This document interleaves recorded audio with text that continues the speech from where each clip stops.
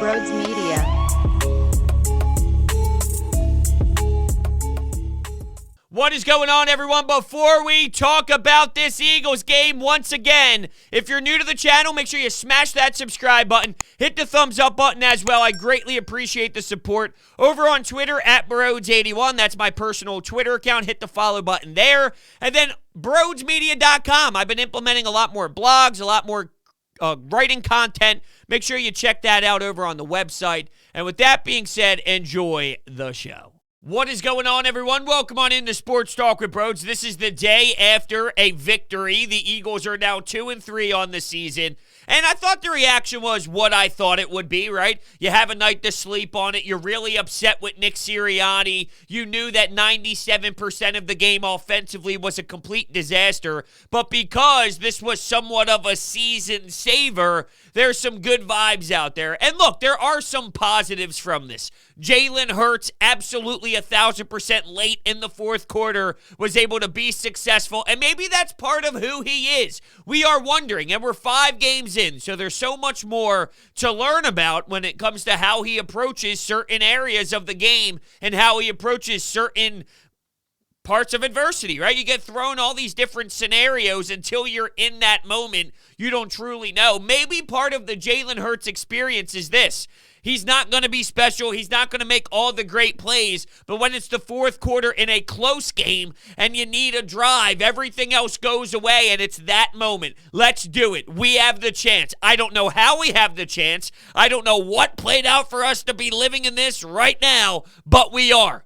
And everything else is irrelevant because we are. Let's go. But I also don't think it's ironic that when you start to see Miles Sanders and Jalen Hurts being able to utilize his legs off that run game, confusing the defense because of that, they were able to move the football downfield. But I have so many damn concerns, Last night I was hot. Last night I was pissed. Last night I was heated for my instant reaction pod, and I don't take any of that back.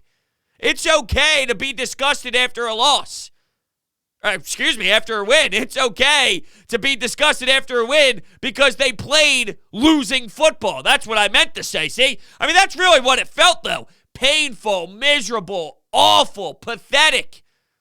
Well, Brodes, sometimes you have to win that way. You're right. Sometimes you do win games that are just mind-blowing. But I shouldn't be mind-blown this much by a lot of the coaching decisions, and it all starts with game planning. The way they game plan under Nick Sirianni, the logic is extremely flawed for the start of the week. So they spend 6 days on nonsense. They spend 6 days on something that was never going to work. How did that even become your concept and your belief entering the week knowing that was your opponent? And that's not going anywhere. He doesn't seem to get it. Yeah, let's screen them to death. Really? Let's screen them to death? I like the fact that Jalen Hurts stepped up. I like the fact that Jonathan Gannon mixed up a lot. He was not getting success. He was not getting the results that he was looking for over the last couple of weeks. Granted, playing high-powered offense. You saw more man. You saw Darius Slay covering DJ Moore. You saw more stunts up front. The defensive line was cruising on their offensive line. There was a lot to like from just the adjustment standpoint. And look, they allowed 10 points in the first quarter. So they were on pace for another 40-point effort, allowing 40 points. So I was pissed. But they settled in. They got into a groove. But it's all because the defensive coordinator recognized that, what we were doing really wasn't generating the type of play we needed to get the results we were looking for. They went in a whole nother direction, and a lot of it still goes on Carolina. 1,000% Carolina, they lost this game. Sam Darnold was abysmal. That was more of the New York Jets under Adam Gase Sam Darnold than anything we've seen to this point this season with him. With that said, though, I recognize that Jonathan Gannon made a lot of adjustments with his scheme, his schematics. All right, so the coach recognized the problem and translated it to, so what do we do now? Where I don't know if Nick Sirianni necessarily has those answers every single week. He seems way more lost. There's a lot more to it being a head coach than just, here's my game plan, than just, let me call plays on the sideline. You have to focus on special teams. You got to focus on the defense. You oversee everything. So when I'm watching a lot of these kickoff returns and the special teams, a 58-yard field goal is no joke. And the fact that that's what Jake Elliott delivered on at the halftime, knowing that he was miserable last season, that's damn big. And we know that TJ Edwards, that play was damn big as well. Game-changing block of a punt. But also, when Jalen Reagor is taking the ball out of the end zone, that's a problem. Why is everyone going backwards on punt returns, going backwards on kickoff returns, taking it out of the end zone, not getting back to where the ball would have been placed if you just stayed in a simple way? The team has a lot of detail problems. And ironically enough, the worst position is wide receiver. What's Nick Sirianni's bread and butter? And I'll throw air quotes there. Yeah, exactly. It's the wide receivers. So I guess the moral of the story is I'm really down on Nick Sirianni. I really, really am. They won in spite of Nick Sirianni. And I don't throw that around often. Normally that's not something I really rely on as part of my beliefs. But I truly, honestly think that way after what we witnessed. And until Nick Sirianni recognizes that he has to change a lot. Why is he sticking to the RPO? Is it because the banged up offensive line, or is it because they don't trust Jalen Hurts? At some point, you got to rip the Band-Aid off, dude. You got to go in another direction than this. Why is it that this is the game plan? Is it because they know more about Jalen Hurts? Well, let us find out. Let us see. I saw plenty of moments where Jalen Hurts wasn't good enough. He missed Zach Ertz twice. When you're scrambling and you have a free play and you throw it out of bounds, that's impossible. That can't happen. That's bad. So I've seen it. But you got to rip the Band-Aid off more and just let him sink or swim, if that's the case. You got to rely on the run game more. I think he just looks overwhelmed with every aspect of the head coach. We saw that with Doug Peterson. And we wondered if it would be best for him to stop calling the plays and just worry about being the leader of men. And I'm not telling you right now it's automatically time to start stripping Nick Sirianni, because that's not why you brought him in here to begin with. But I think it's pretty clear that he lacks awareness. He lacks targeting the opponent's weakness the right way. Because there's times where San Francisco, their secondary's banged up, where they drop back a billion times and try to do the long ball. Yeah, I understand that you have to target their weakness, but you can't just randomly just decide to just jack up a bunch of shots. You have to methodically plan that out and acquire that throughout scheme. We can't even get Dallas Goedert to be properly utilized. This dude is significantly better than where Zach Ertz is at in his career right now. Dallas Goedert plays 67%. Zach Ertz plays 60%. Dallas Goedert has to be featured more. He's a stud. He's way more athletic, and he should be in these big-time situations way more than Zach Ertz. Why is it where you're moving downfield, it's late in the game, you need a big touchdown, is Zach Ertz the one even out there? When Dallas Goedert's a significantly better athlete right now. That's clear as hell. And then it moved to, well, why isn't Quez Watkins being used differerently? Why isn't Miles Sanders being used differently? Why isn't Reagor being used differently? If you can't figure out how to get Dallas Goedert featured in your offense, how am I supposed to expect Nick Sirianni to get Jalen Reagor to go the right way? And look, I'm not dying on the Jalen Reagor hill. Unfortunately, it seems he has the mindset of Derek Barnett, and that's a failure mindset. That's not something I would like to be associated with. But it seems Jalen Reagor's on that side. But honestly, there's still a better way to get him going. There's a better way to get Quez Watkins going. There's a better way to get Miles Sanders going. And it puts a lot of pressure on me when analyzing Jalen Hurts, because I don't think that this coaching staff is putting him in a great position to really succeed. So I guess I could say, while Jalen Hurts has missed the throws and his accuracy has been bad, and that's been all the knocks heading into the NFL, so it's valid to have some question marks surrounding him, based off of the circumstances and based off of who's calling the plays and who's designing this nonsense, He's got no run game. His average throw in the air in the first quarter throughout the first part of the screen game scenario was less than 2 yards in the air. Based off of circumstances, it's amazing.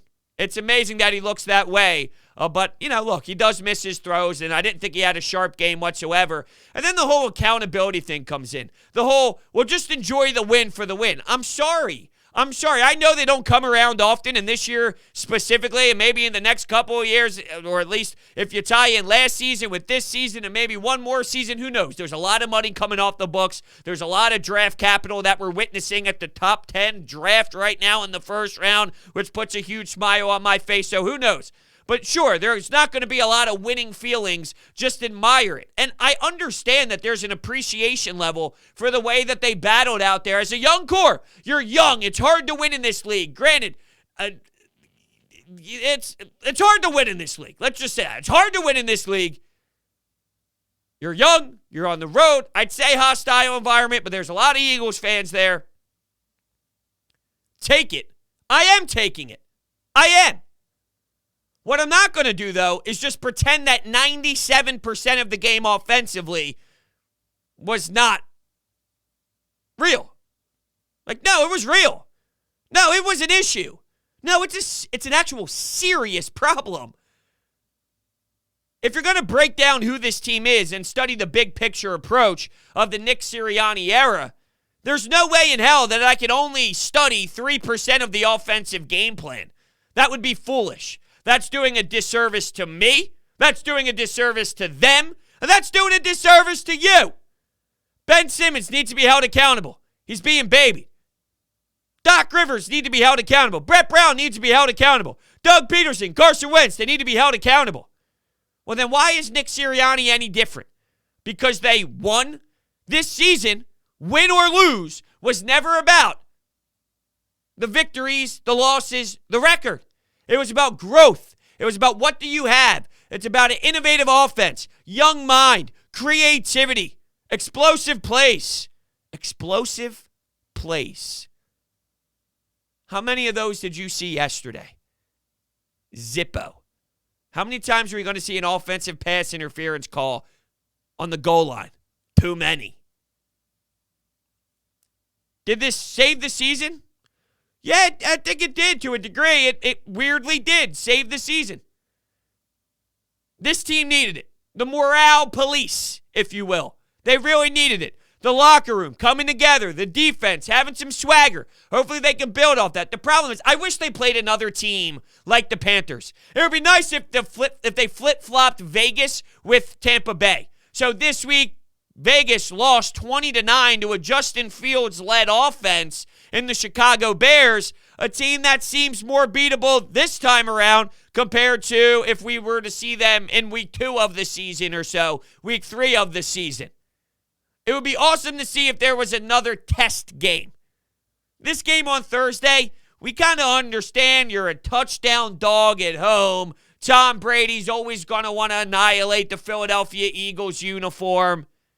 Or he'll want to really give you a black eye or 2 or somehow even 7 because it's Tom Brady, Antonio Brown, Mike Evans. Go look at their stats the other week, or yesterday, I should say. Go look at their offense. It's possible they take a step in a different direction just due to you don't have enough to hang, which is possible. And if that's the case, I'll acknowledge that. But I need to see fight, right? You can't just get walked over and never force a team to punt. You can't just get mowed through nonstop and the opposing team score touchdowns in 6 out of 7 possessions. Or score in 6 out of 7 possessions and just kill you. I need more fight. You can lose and show me fight. I'll be okay if that's the case. But I wish there was a game coming off of this one that you had a more chance to succeed. And watch, I do have this little tiny feeling inside of me that we all shut them down and prepare for a loss, and then somehow, some way, we're 3-3 because they win in the most funky, irrational way possible. One of the most bonkers, bizarre games, just like with this one, where there's turnovers nonstop. I'll throw you that sequence where Devontae Smith fumbles the ball on 3rd and 5. Fletcher Cox then gets a 3rd and 5 sack. Then Dante Jackson picks off Jalen Hurts. Then Darius Slay gets an interception. Hassan Riddick annihilates Mailata and Jalen Hurts 2 times in a row. Hargrave chases down Sam Darnold on 3rd down. There's a penalty for the Eagles' next drive. Dickerson makes 2nd and 5, 2nd and 10. Then Driscoll gets beat on an incomplete pass. 3rd and 10 to Quez Watkins, 53-yard gain. 1st and goal, QB sneak. You know, there was this debate on after the extra point when the score was 15-12, they got a penalty on the play, the Panthers that is. Should the Eagles have went for 2? And I'm okay with just staying as is and kicking the extra point, making it where a field goal, even though you're close to the goal line, you take your chance with your offense, you're struggling to score points. So if there's a possibility of landing 2, and you know it's been a hard day to move the football downfield and to get anything going, getting into any sort of rhythm, because it's been tough. Hey, here's your chance to just squeeze an extra point out of that and make it a 2-point conversion instead. I'd rather make it a 2-point game instead of a 1-point game, knowing that if you somehow get into field goal territory late for a game winner, you know, that could put you over the top instead of necessarily just tying it. So I'm okay with that. Out of all the issues, game plan, scheme, the screens, lack of run game, which is never going to change, with all those issues, him not going for it when there was a flag on an extra point play, that falls so far on my list. You know, Jalen Hurts had some interesting things to say after the game about certain plays, and that's what the coach wanted me to do when talking about specific plays. Is Nick Sirianni really telling him, like, this is it? You either do this, and that, like, he's getting drilled. Clearly, that's part of what they tried to bring out of Jalen Hurts at the start of training camp was fundamentals, footwork, and nowhere to go with the football. And it does seem to be an issue, though, of him staring down receivers, him staring down who he's going to go to. And earlier in the season, we really emphasized how much we noticed he was a one-read type of guy, and then he would take off. He'd leave the pocket early. Is this all part of Nick Sirianni and their approach to how they are trying to manage him? And if so, that is a problem. You know, you heard Nick Sirianni today in the day after press conference talk about, you know, sometimes with those screens, you just want to see the ball go through the hoop, like a free throw, where you might be struggling in certain areas. Let's just see the ball go through the hoop. The problem is, Nick, here's why you're flawed. You have scripted plays early on. You want to know what your scripted plays got you in your first drive? I'll tell you exactly what happened. Pass, punt. 3rd and 17 after dumping it off to Miles Sanders. There was a penalty involved, 3 and out. Your next possession, which was the second possession of the game, now you're down 3-0. There was an incomplete pass, a run to Miles Sanders for 6 yards. It was 3rd and 4. You end up going 3 and out. You get the next possession, which is your third possession, at the 10-yard line because of Darius Slay and the fantastic interception that he had in the zone coverage. And there were some disguises. Is it zone or, is it man? You drop in the zone. You know, I thought Jonathan Gannon did a lot more things and showed versatility, which I'm proud of because it's clear what you wanted to do early on. It just didn't work with the 2 high safeties. You have to make change. You have to go in another direction. At least he recognized that and did it instead of staying true to his guns, if you will. But dump off to Sanders. Loses yards going to Quez Watkins. I mean, this is your game plan. You come right out of the jump with the scripted game plan. Don't tell me sometimes you got to see the ball go through the hoop after struggling. There was no after struggling. That was to start the game. That was your idea of let's beat this team. Amazing, isn't it? I'll tell you what else is amazing. Orbit Energy and Power. We're going to rock the Anytime Hotline calls right now, and the Anytime Hotline is brought to you by Orbit Energy and Power. With over 20 years of solar industry experience, Orbit Energy and Power is home to your solar experts in residential and commercial projects. Orbit Energy and Power also provides water purification systems, backup energy services, battery storage, electrical upgrades, new roofs, heating and cooling, and so much more. Make sure you check out their information at orbitenergy.us or give them a call at 800-836-3987. All right, let's go to the Anytime Hotline and hear from you after the game. Here we go. Brodes, man. At halftime, I was ready to call it a season, man. Super ugly offensive start. I was disgusted. I could barely watch with the penalties and the play calling and the 3 and outs. The one thing that I saw today, and people are going to call me crazy, I'm all in on Jalen Hurts. I'm all in. The guy, I mean, yes, he made some poor throws, some poor decisions, but he's learning, and he's slowly showing it. To pull out the game the way that he did today, he showed it. He showed a lot today. He showed a lot of heart, a lot of guts. And I know the defense bailed him out a little bit in special teams with the block punt by T.J. Edwards, but he showed a lot, man. It was very impressive, especially in the fourth quarter, to go win that game. That, in my opinion, was very impressive. You know, on the play, the 53-yarder to Quez Watkins, he thought about running, but he stepped through and made a really tough throw, took a big hit, and he showed a lot of heart and toughness today, man. I feel like if we get Jalen Hurts some help, he could be the franchise quarterback.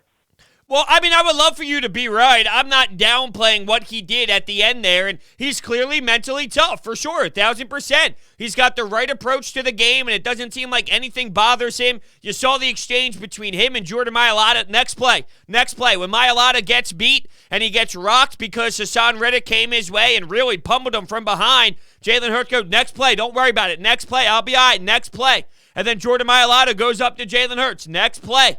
I love that, right? That's building culture. That's, really setting yourself up as a leader, and your team is buying into you, the quarterback. Not that we had any concerns or any question marks about that. I thought it's pretty clear right from the jump this team does love the way that he approaches the game. But with that said, though, there are legitimate throwing concerns. And I guess the question comes down to, with Jalen Hurts, are these fatal flaws,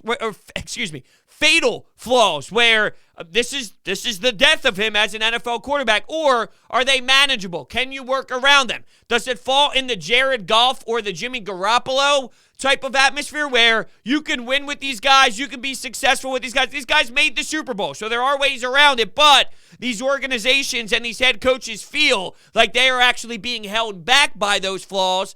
You can take it or leave it. You have quarterbacks that can get you there with the proper personnel and the proper play calling and the proper creativity, which I don't sense is in a Steichen or Nick Sirianni as a core. You got to have the right supporting cast, and that might be difficult to find. Or is he in a spot where he hangs around the league a little bit, but as he continues to get playing time and legitimate action, it doesn't work. So I can't go all in just because he has mental toughness. That's like saying I can't go all in with someone who's got an insane skill set but doesn't have the mental side of the game. It would be the same exact scenario. I have the rest of the season to figure it out, to witness, to see the growth. I love his attitude. I love the way that he thinks the game. I love the way that he doesn't let things bother him, and he's just out there to ball. Let's get that next moment. It's in front of us. We'll take it. I love that. But I can't just pretend. And no one's going to be perfect. You'll miss throws. 1,000% you'll miss open guys. But there's legitimacy to the knocks that were discussed coming out of Alabama, because those are the exact same knocks that you're seeing right now. It just comes down to, are they fatal? Are they manageable? How do you work around them? Do you have the right people to work around them? Is there an alternative that's better for supporting cast purposes or maybe for quarterback purposes? So I can't go I'm all in just because of this comeback from Jalen Hurts. I can't say I'm all in. I like him. I'm rooting for him. I want him to be the answer. There's something about his feistiness and how fierce he is that I admire. But I can't pretend the issues aren't there just because of that. But then it goes back to, if I'm disappointed in the head coach and the way that he's game planning, imagine what would happen if Jalen Hurts had someone who was capable of actually acknowledging the right way to go about things, to honestly analyze the matchups and the mismatches the right way, and giving the young kid an actual running game instead of an extension of the run game, which is dumping off the ball. No, it's not a run. Getting him under center.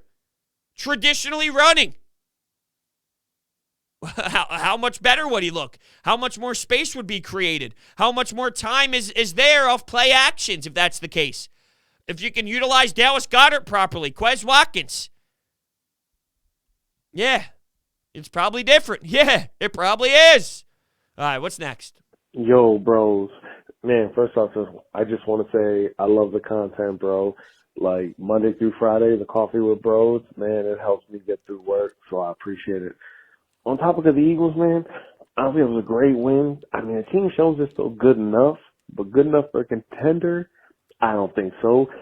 It just sucks, man. When Hurts saw someone downfield, he knew we had a free play. He points him to go deep, throws it out of bounds.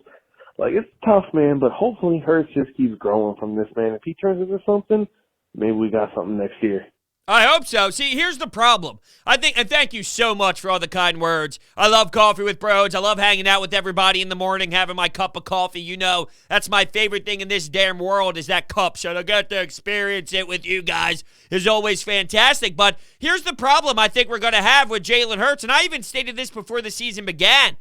We're going to basically be in a scenario where he shows you a lot of great things and he'll show you a lot of bad things, and then you're going to have to make a really tough, hard decision. This isn't going to be easy where it's clear as hell he's it or he's not it. It's going to give you that uncomfortable position of you're going to have to like really assess and what's the supporting coach giving you, and where are the weapons at that time, and we're going to be nitpicking so many different areas where he's going to put you in that uncomfortable spot of you have to make a tough one. He'll give you a lot of reasons. You're going to go through the pros and cons. There'll be a ton of pros. There'll be some cons in there that'll make you feel uncomfortable. There'll be a woozy feeling in your stomach, and then you got to pretty much say, all right, what do we do with this information? So it won't be clear as day. He's not just going to fall flat on his face and be disgusting and be an awful quarterback. He's not just going to take it and say, yes, this is my job. I'm going to have zero mistakes. Their glaring holes will be there, but he'll counter those glaring holes with some nice outings, with some fourth quarter stretches. But with those fourth quarter stretches, there'll be 3 quarters of just awful football. That's where I think it's going to be after 17. We'll probably be saying the same thing we're saying right now. I don't know. There's some good, there's some bad. So what happens when that's the case? Hope you can build off of it, or looking at your assets that you're not just going to have every single year and top 10 picks in the first round, 3 of them, and maybe they're not 10 by the end of it. Maybe not all of them are 10. But let's say you got 3 first-round picks. You don't have that type of firepower every year. So do you pounce on that just because of the timing of it? You have to wonder. We really did not deserve to win this game, like, at all. Like, the offense was utter dog shit for the majority of the game, but hey, they pulled it out in the end. And as much shit as we gave Gannon and the rest of the defense last week, gonna need to give them some props here.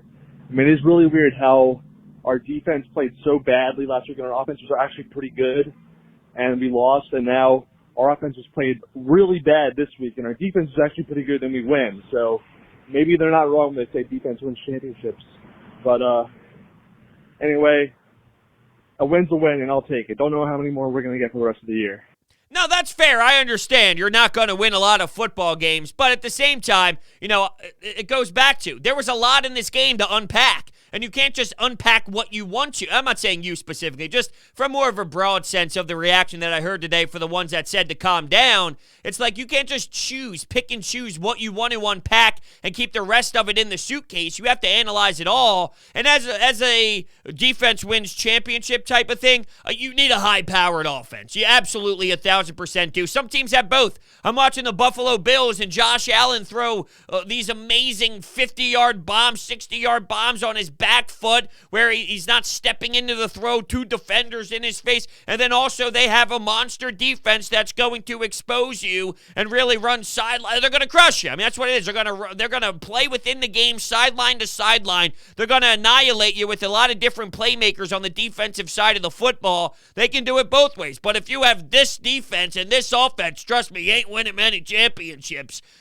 They held them. They held them to a respected number. And maybe I was a little bit harsh on Jonathan Gannon after the game. But just this one game doesn't sell me a lot. But once I went back to the tape, there was a lot of different sequences that I really loved the second time around. Really loved when I went back and studied a lot of different concepts that they went with the stunts up front and moving some safeties in the box and the versatility of showing that it's going to be man-to-man. Oh, wait, it's actually a zone. It was even better than I thought thought from the first go-around, because there's a difference when your instant reaction, first go-around, first watch, you miss some things. That's a reason why all 22 is a thing. There's a reason why you DVR the game and go back to it. And I got to give Jonathan Gannon more credit than I did after the game, even though Carolina stunk and Christian McCaffrey being out was significant. And there were a lot of factors into what happened from just Carolina's perspective that consistently shot themselves in the foot as well. When I went back to the second go-around and really studied what all went down,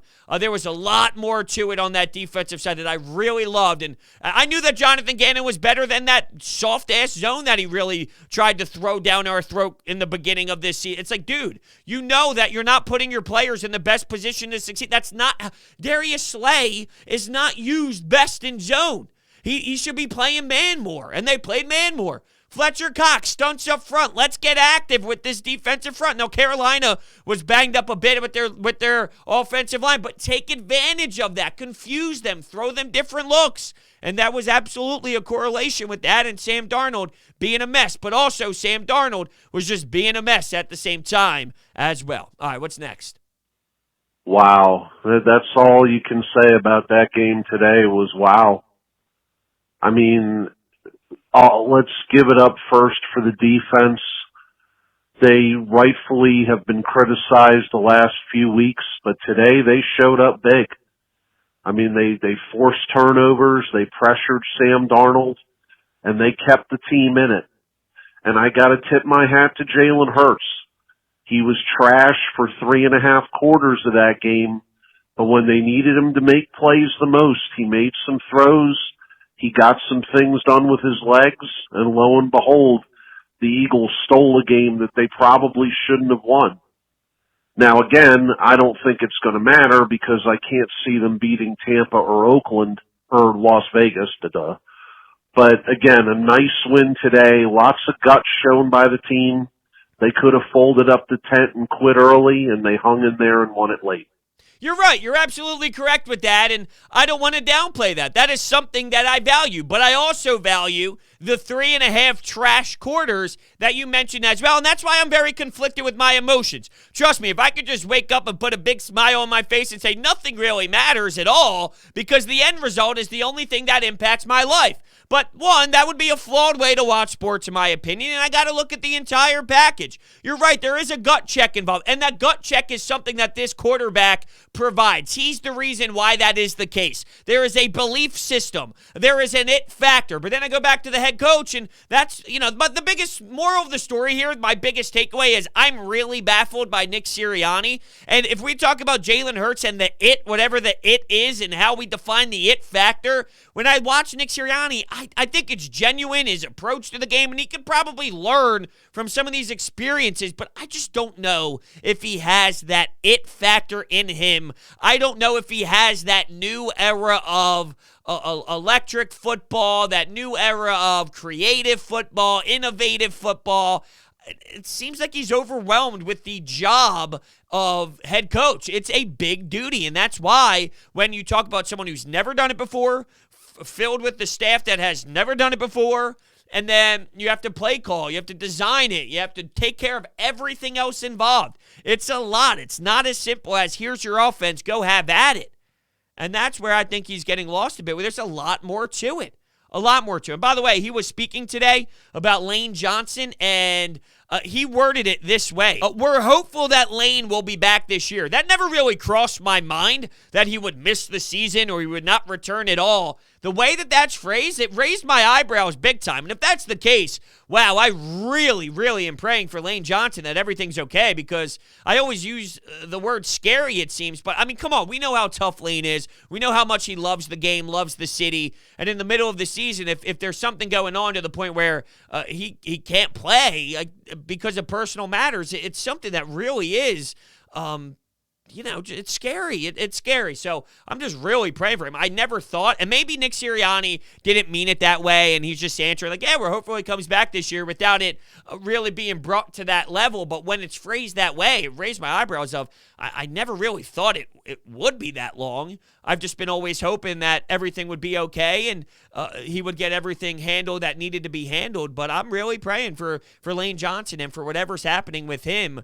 it's something that we have to keep our eyes on for sure. It's a lot more than football at this point. As a community, we all need to just get behind him, support him, and really pray that everything's good for him. But yeah, that's a quote that was eye-popping for sure coming out of the day after press conference. And with that here, before we head out of here, let me tell you about DraftKings. Another week of the NFL season means another shot to win big at DraftKings Sportsbook, an official sports betting partner of the NFL. New customers can bet just $1 on any NFL game and win $100 in free bets if either team scores a point. The last 0-0 tie in the NFL was in 1943, so I'd say this is a no-brainer. DraftKings Sportsbook can also get skin in the game with new same-game parlays. Download the DraftKings Sportsbook app now and use promo code Brodes to bet $1 on any NFL game and win $100 in free bets if either team scores a point.